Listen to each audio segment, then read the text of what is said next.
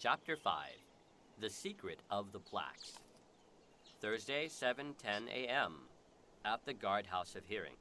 Is it good morning, presume, or good night? Cautious asked as he cleared his throat. Head Inspector Cautious had seen the dim outline of Resident Presume as he stole into the guardhouse of hearing. Resident Presume had not heard the head inspector coming and was eating something. When Head Inspector Cautious asked his question, Resident Presume turned around and set an apple core on the wall next to a square-shaped impression. The impressions were placed in precise places on the wall all around the castle, but they had been there for so long that the residents never really noticed them. The impressions had grid lines, and they were about a foot in circumference.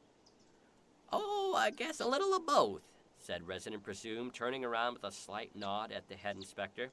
"In another hour or so, hopefully it will be good night, even though the sun will be up," he finished with a slight yawn. "Well, how've things been tonight?" Head Inspector Cautious asked as he straightened up and leaned against the gatehouse wall, facing Resident Presume. "Well," Resident Presume replied, yawning and shaking his head slightly, "not much has happened except for an entry by the much-absent Resident Procurer about 30 minutes ago. Oh, and about an hour ago, when Hope left, a very sick stranger came in. He coughed so much that he could not talk. Before she left, Hope took him someplace where he could recover." "Where was the stranger from?" Well, Head Inspector, he coughed so much that I did not get his name, nor did I find out what castle he was from." "I hope it's not a ruse," Head Inspector Cautious replied to himself as he wondered where the stranger was taken and who he was.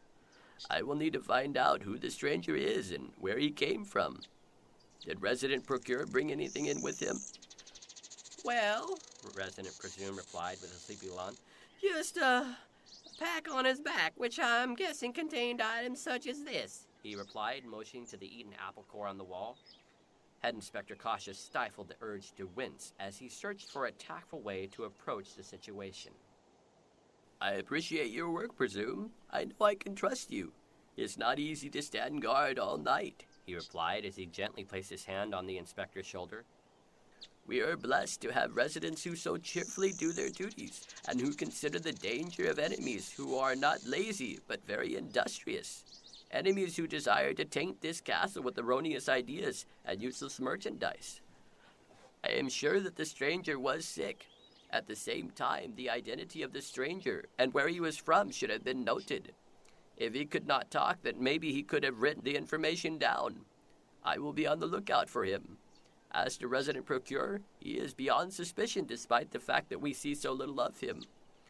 Nevertheless, the customary inspection of wares should have taken place. An attack is always a possibility, yet even without one, if enough misleading wares and ideas of the enemy slip in without being identified, they will accomplish the same ends as if a castle was defeated by the enemy. However little we see of them, we must still inspect the items of residents as well as aliens." "You are right, Head Inspector, no doubt," Presume replied, nodding his head. "Just between the two of us, call me Cautious. We are colleagues." "Head Inspector, with so many castles in this land, why do you worry that he will attack us? I mean, it's a possibility, yet not an immediate threat. Look at this wall we are on. I'm sure you must feel the way I do about it. These two things should give you some peace of mind and allow you to relax a little," Resident Presume replied in a sincere tone while twiddling his thumbs. "I can assure you, my dear resident, that even though we are one castle among many, the enemy does not share your sentiments. Make no mistake, he has his sights set on every single castle," Cautious replied with an empathetic nod of his head. After a pause, he continued. "We are the object of his hatred, and his warfare against us hinges on the word when, not if. Except for Resident Procure, I have noticed from the reports that I collect that the particular aliens attempting to pass under this gate do not appear to be from any castle who has a treaty with the king," Head Inspector Cautious remarked, with closed eyes, shaking his head from side to side. "Some of them appear to be from a Sunder castle, which, as you know, has been defeated. As such, and being the Head Inspector, I have the responsibility to be suspicious about the frequency of who and what enters this gate, especially since there have been more requests to enter this castle through this gate. We have the responsibility to rigidly inspect everything that comes in. A head inspector must know just what is entering all castle gates and why. I was not aware that so much was coming through this gate, Resident Presume replied with a troubled look on his face. I can understand that, but because of the reports I collect every day, I know about it, and it worries me. The recent influx of wares and aliens is not a reflection of any failure on your part. I don't think that so many attempts on this gate to get wares in this castle are a coincidence. I suspect that, perhaps, this gate is being monitored. Why is that, Cautious? Resident Presume replied, glancing up at the head inspector in alarm. I cannot explain it in a way that makes sense, but it hints at a possible attack in perhaps as little time as a few months. I see what you mean, Head Inspector. Resident Presume nodded, grasping the point. You must be tired, Presume. Yes, I am. I'm looking forward to a good long snooze after tonight, he replied with a tired smile. Resident Leary will come soon to relieve you, and I will be training a young resident before I leave. Really? What's his name? Asked Resident Presume. Resident Aspire. He is shaping up to be a fine resident, despite his usual silent timidity. Well, enjoy your day, or rather your sleep, Presume. I really appreciate all of your diligence and hard work. He finished with a slap on the back as he exited out the other end of the gatehouse and headed towards the stairs. Do me a favor, Presume, and tell Resident Leary that Resident Perceive will be collecting reports later on in the day. I will be gone before sunup, so I will not be able to collect them. Ah, I will tell him. Talk to you later, Head Inspector Cautious, Resident Presume said as the head inspector exited the guardhouse.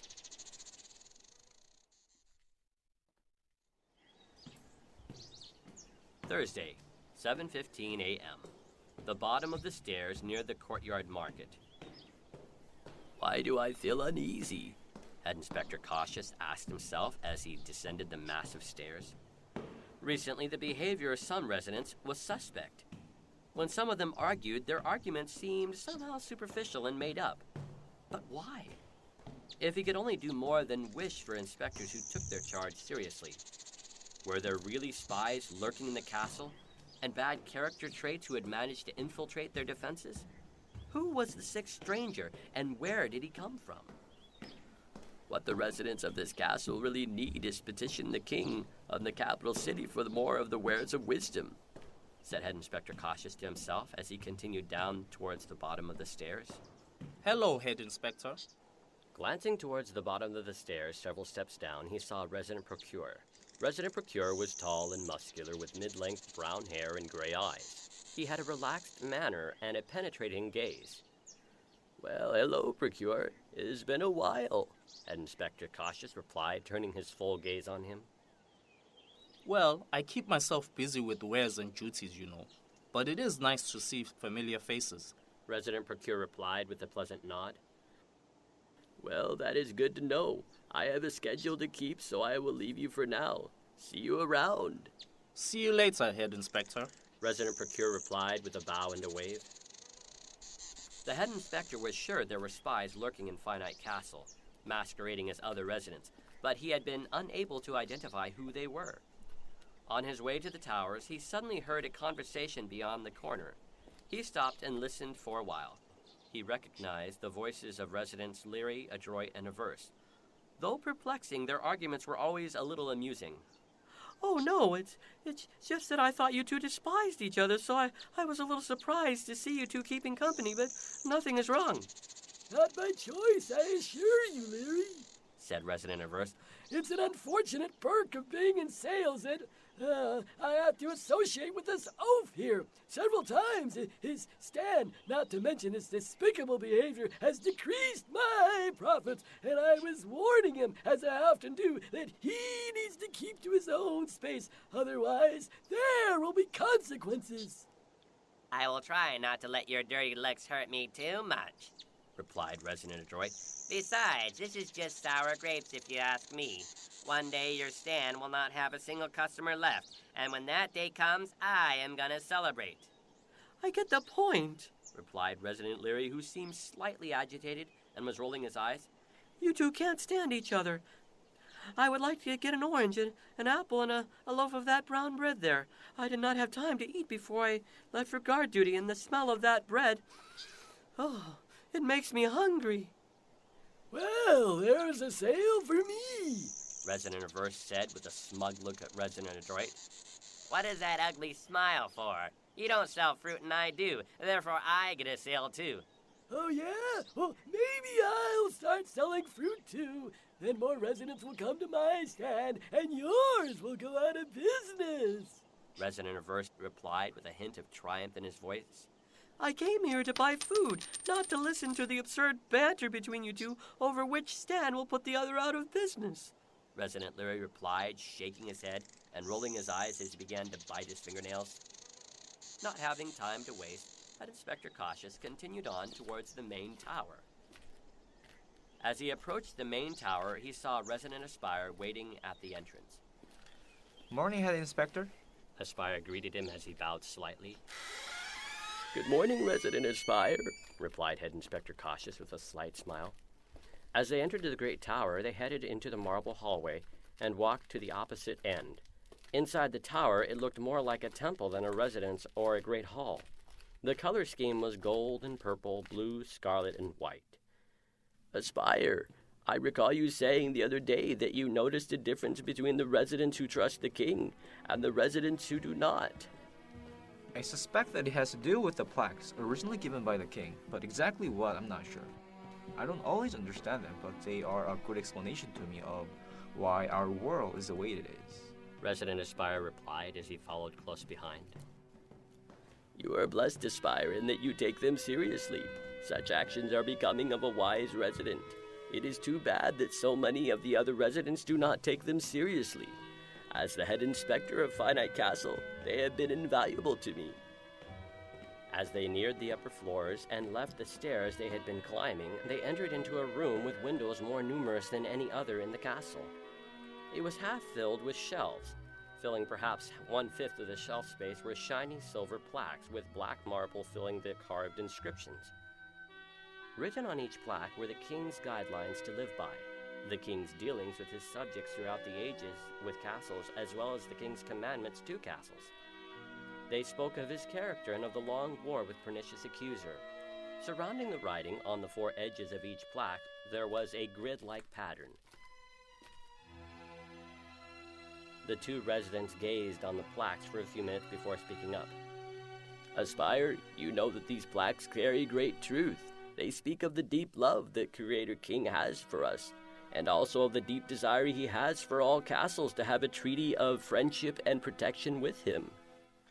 It is a pity that they are not read and consulted more often by residents. Yes, but we are ultimately held accountable for putting to use what we learn. There are those, of course, who wonder why we spend so much time reading them. But as you know, it is because we wish to know him better, who is our Creator, to understand and to know him for ourselves, to possess his word in our hearts. How much castles and people want truth is shown by what is done with what is learned. Many want truth, but sometimes not badly enough to face accountability for what they have learned. If the truths in these plaques are desired strong enough, then the idea of being accountable for our actions and words will not deter the genuine truth seeker. Accepting a personal accountability will seem like a small matter in return for the vast treasure of knowledge concerning the king, and the potentiality of a friendship with him as revealed in the plaques. Head Inspector, this has bothered me for a while, but because we know that the king's army is so large and powerful and the lives of all created beings, including Pernicious, are in his hands. Why doesn't Creator King just wipe out the accuser? While we have spoken about this before, it is a good question, and so it deserves more thought. The accuser's foremost claim was that the king was not fair and that his rules were not needed in order to live a good life. This was, and still is, one of his greatest lies. In Theopolis, he cleverly misrepresented the character of the king to the other emissaries and deceived them. Believe it or not, there was war in the glorious capital city of Theopolis. He deceived powerful, intelligent emissaries into siding with him against Creator King and King Sovereign. To underestimate him would be dangerous. But how could he do that, Head Inspector?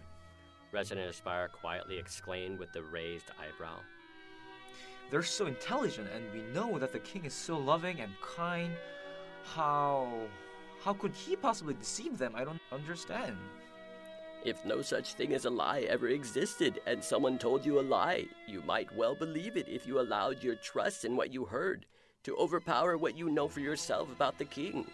There was no such thing as a lie until Pernicious whispered it into the ears of the other emissaries. His accusation was that the king was unfair, and that the aid of Creator King and King Sovereign was not needed in order for anyone to be righteous. That was his accusation, which was a lie. Some of the greatest deceptions by Pernicious have not yet occurred, and the only way that even the closest followers of the king will avoid being deceived is by studying the plaques. When Pernicious failed in trying to take the throne during the war in Theopolis, the king did not destroy him, but let the fate of the accuser's plan run its course. All would see in the end that the accuser's motivation was pride and selfishness, not concern and happiness for others as he had claimed. And when the king became both a willing sacrifice and the only perfect castle that has ever existed in order to save castles, everyone could see that Pernicious was a liar and usurper. By the price of blood, the accuser has lost great power over castles and residents. No more can he demand blood for transgression, for the king's royal blood has taken the penalty for such transgression. Such sacrifice can only be born of great love for us. So, in a sense, Pernicious' accuser is a defeated foe. Resident Aspire commented, nodding his head. He can no longer demand our death for our transgression since the sentence of death has already been carried out. That is correct, replied the head inspector. That is very comforting, Head Inspector. I'm not trying to change the subject, but I know that some of the vendors bother you. Why is it that the strangers in white aliens do not perturb you? How do you know that the vendors bother me, Aspire? Head Inspector Cautious replied with eyebrows descended in curious admiration. I've had the opportunity of observing you. Resident Aspire replied, looking down. Looking up and tilting his head to one side, he timidly went on. I can tell that you don't trust some of them. Resident Aspire commented with his head inclined forward. It is true, I do not trust some of them. Head Inspector Cautious nodded in agreement. You see, Aspire, there is a very real threat alive in Finite Castle. It is very possible that there is a spy or a bad character trait in this castle, and that represents a major danger because it means that an attack is a possibility in the foreseeable future. The thing about spies, they are very hard to identify in that being treated as residents as part of this castle, they look as if they belong here. You are not worried about our conversation here in the Great Tower leaking out, are you? No, Head Inspector, I know that the enemy can make good guesses as to the activity inside these towers, but he does not know for certain what is happening in here. The enemy can attack us and defeat us if we do not rely on Creator King, but he can never enter the towers and know precisely what is going on here. This is our greatest freedom and most precious right. For with this freedom we can either maintain a treaty with the king or we can give up control of the castle to the enemy. The plaques which we have are not found in all castles, so we should be thankful for them and read them often. The plaques help us recognize the freedom of choice which is ours. I feel confident in sharing this with you as taboo is not something that you are concerned with. Many residents will not consider the possibility of a spy lurking in these walls, partly because of the danger it represents. A few will venture to admit the possibility, but they are not popular when they do so. I've noticed that most residents are not very fond of the strangers in white who often stay in the castle. Resident Aspire replied with a wry smile. They cannot understand or hear these aliens very well, but you have noticed a connection between the residents who hear these aliens better and the plaques here in front of us? Is there a connection, Head Inspector? Yes, there is, and you are proof of it. I am? I don't understand, Head Inspector. Well, Aspire, can you hear the aliens well? Yes, actually I can. Come to think of it, their language is often confusing, but I understand it more often than times when I do not understand it. And what is something you often do in this very room, Aspire? Well, I read these plaques, and... Suddenly the illumination of understanding dawned in his eyes. So, those who hear the strangers in white or the aliens better are those who carefully read these plaques. I had not connected the two before now. It explains why I can hear the aliens better now than before I began studying the plaques. This is invaluable, Head Inspector.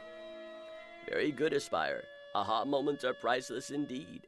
Not only that, but you will also find that you will more clearly understand the will of Lord Mysterious. So if you see residents that enjoy being around these aliens, you can know that they can be trusted. But let me stress that any alien or resident who contradicts the plaques are not to be trusted. Never forget this, Aspire. If someone claims to serve the king yet denies his word written in the plaques, he is a wolf in sheep's clothing.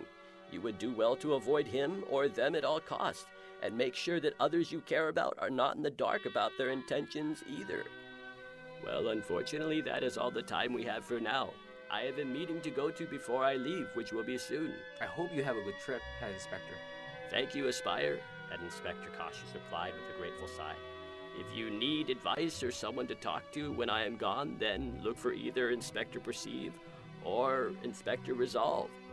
With that, Head Inspector Cautious left the room while Resident Aspire reverently picked up a plaque and settled in a comfortable chair with a light sigh and a quiet smile on his face. Head Inspector Cautious, who had left the room of plaques, started down the stairs to a room where Residents Rye, Candid, and his sleepy-eyed Perceive were gathered.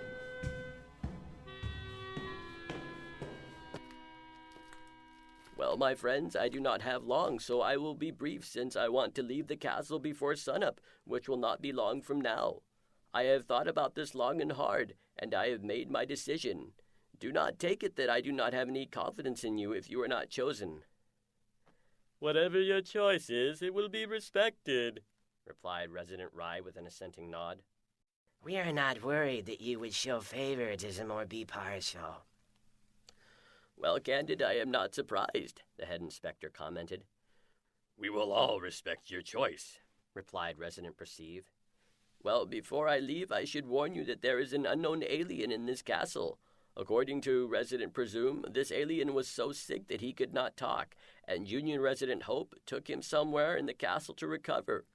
But since she has gone to Sound Castle and the stranger did not tell Presume who he was or where he came from, you may have a potential problem.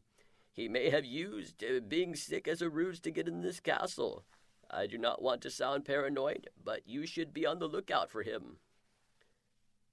We will keep our eyes open, Head Inspector, Resident Rye replied. I do not think looking for him will be difficult. After all, what could happen? Resident Candid remarked. Yes, well, as to who is the acting head inspector...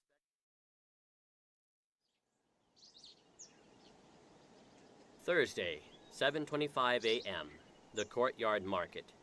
Greetings, my fellow spies. I was just on a walk rechecking this castle and covertly shadowing some early risers. I have been here before, but it was a reconnaissance trip. Artifice commented, glancing at the other two spies. Even in here, we have heard of the fall of Asunder Castle. Congratulations, Play remarked. The Colonel told us that you would be here, and I must say, your presence is welcome in a castle such as this. Yes, I spoke with the Colonel not long ago. Nodding in reply, Guys began to reply, but stopped when he saw Resident Leary. I think that... that dim-witted Resident Leary is about to see us. He must be on his way to the market. Why is he so early? Oh, it's a good thing that we both have a basket of wares. Oh, and a small table. There's never enough of them at the market. Smokescreen fast, replied Ploy quietly but urgently. Well, I do not want to attract any early undue attention, so I will see you both a little later. I will talk to you when no one else is around. Continue with whatever ruse you have up your sleeve. See you in a few minutes. Moments later, when they were sure that Resident Leary was within earshot, they began their smokescreen. President, your wares must be the worst in this castle. Yeah, well, with the way you sell, I'm surprised you have any customers left at all. Morning, gents. It's not often I see you two together, Resident Leary remarked, eyeing them with curiosity. Oh, Leary, good morning, replied Resident Droid. Is something wrong? Oh, no, it's just that I thought you two despised each other, so I was a little surprised to see you two keeping company, but nothing is wrong. Not by choice, I assure you, Leary, said Resident Averse. It's an unfortunate perk of being in sales that I have to associate with this oaf here. Several times his stand, not to mention his despicable behavior, has decreased my profits, and I was warning him, as I often do, that he needs to keep to his own space. Otherwise, there will be consequences. I will try not to let your dirty looks hurt me too much, Replied Resident Adroit. Besides, this is just sour grapes if you ask me. One day your stand will not have a single customer left, and when that day comes, I am gonna celebrate. I get the point, replied Resident Leary, who seemed slightly agitated and was rolling his eyes. You two can't stand each other. I would like to get an orange, an apple, and a loaf of that brown bread there. I did not have time to eat before I left for guard duty, and the smell of that bread, oh, it makes me hungry. Well, there's a sale for me, Resident Averse said with a smug look at Resident Adroit. What is that ugly smile for? You don't sell fruit and I do, therefore I get a sale too. Oh, yeah? Well, maybe I'll start selling fruit too. Then more residents will come to my stand, and yours will go out of business. Resident Averse replied with a hint of triumph in his voice. I came here to buy food, not to listen to the absurd banter between you two over which stand will put the other out of business. Resident Leary replied, shaking his head and rolling his eyes as he began to bite his fingernails. Besides which, I need to relieve Resident Presume as the inspector of the Gate of Hearing. Talk to you two later, he replied, walking away. Pausing slightly, he turned his head around to glance at them. Don't sue each other.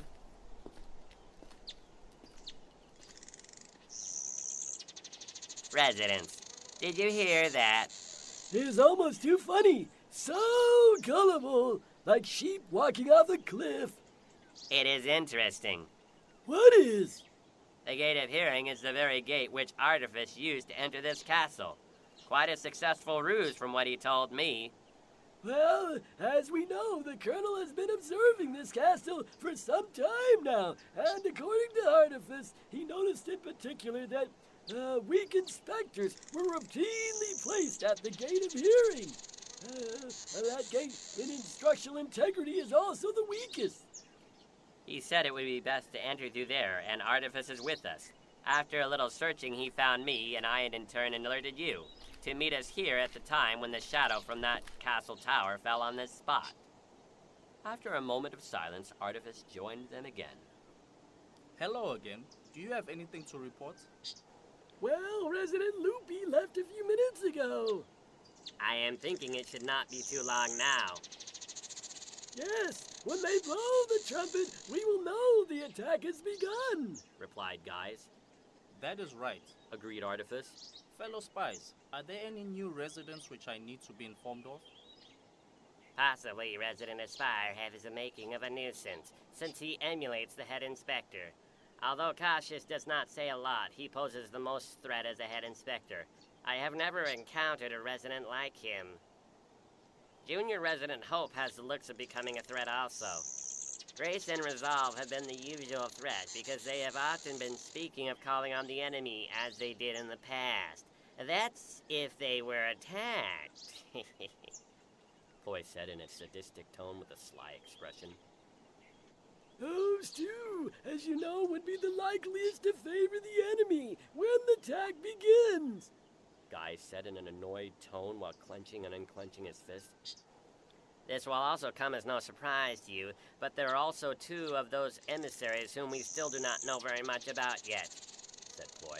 They should not be much of a threat since they are outnumbered and outgunned.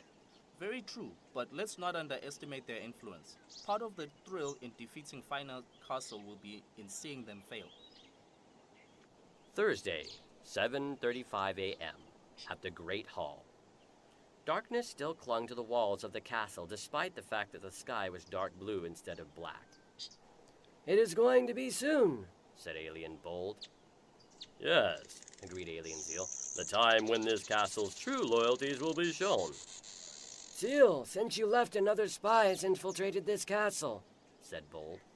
Yes, Alien Zeal readily assented. This is going to be a struggle. Since there are now 3 spies here, it is nice to have even numbers. Well, Bold, you know who this is here, Alien Zeal replied with a gesture towards Emissary Constant. I have worked with her in the past, and I am sure she can help us, Alien Zeal finished. We are not going to complain about you being here, said Alien Bold. Yes, it's nice to be working with you again, Constant, Alien Zeal replied. Constant rested her hand on Alien Zeal's shoulder and nodded at him with a smile. I appreciate your welcome. I understand that the chief gate is the gate of sight. Is that right? Yes, said Alien Bold. It has the strongest gate, so it's unlikely that the enemy will attack from there. I take it that you will be in the square for most of the ordeal, correct? Alien Constant asked with a raised brow and an honest expression. Yes, that is right. Alien Bold replied, nodding his head. I hear whistling. Well, it looks like we will soon be joined by Resident Resolve, Alien Zeal said with a twinkle in his eye. Seeing Resident Resolve approach, Alien Bold stepped forward to greet him. Good morning, Resident Resolve. Hello, Alien Bold. How are you and your fellows doing? Oh, we are doing well enough. Alien Bold replied with a nod and a glance at his fellows. Hello, Zeal. Hello, Bold. How are you doing this morning? The sun has not risen, and here you are, up bright and early. Well, I am doing well, Resident Resolve, replied Alien Zeal with his head inclined slightly forward. I was enjoying the morning myself. You seem to be alert for someone standing guard all night, remarked Alien Bold. Well, I'm happy because I will get some sleep soon, said Resident Resolve with a tired, playful smile. I have often wondered why my fellow residents are not kinder to you, remarked Resident Resolve, changing the subject for no apparent reason. Well, we do not hold it against them, replied Alien Zeal with a shrug. Most of them have difficulty hearing us, let alone understanding our language. And there's the trust factor as well. Our feelings are not hurt, replied Alien Constant with a kind expression. Resident Resolve, who was naturally friendly, introduced himself to Alien Constant. Hello, I'm Resident Resolve. If you are a friend of these fellows, you are welcome to this castle. Well, in my opinion anyway. Thank you, replied Alien Constant. It's nice to meet a friendly resident. What brings you to Finite Castle? Asked Resident Resolve. I'm not normally nosy, just curious. My fellows have told me about Finite Castle and encouraged me to come, and with the consent of my superior, I obliged them. Alien Constant replied with a shrug and a sweeping gesture at the inside of Finite Castle. So far, I have been impressed with what I have seen, replied Alien Constant as she looked around the castle and its architecture. Well, that's nice to hear. I'm heading to one of the towers, so if you would like to chat for a moment on the way there, I would enjoy it, said Resident Resolve, looking at Alien Constant. Yes, I would like that, replied Alien Constant with a slow nod forward. Constant, we will be in the square, said Alien Bold with a wave as they headed in that direction. After Alien Constant and Resident Resolve departed, Emissary Bold turned to his fellow. The moment of conflict is almost upon us, said Alien Zeal. There's bound to be a ruckus going on in the square before too long, observed Alien Bold. Yes, agreed Alien Zeal. Those spies will be busy, and we should give the residents the support that will count.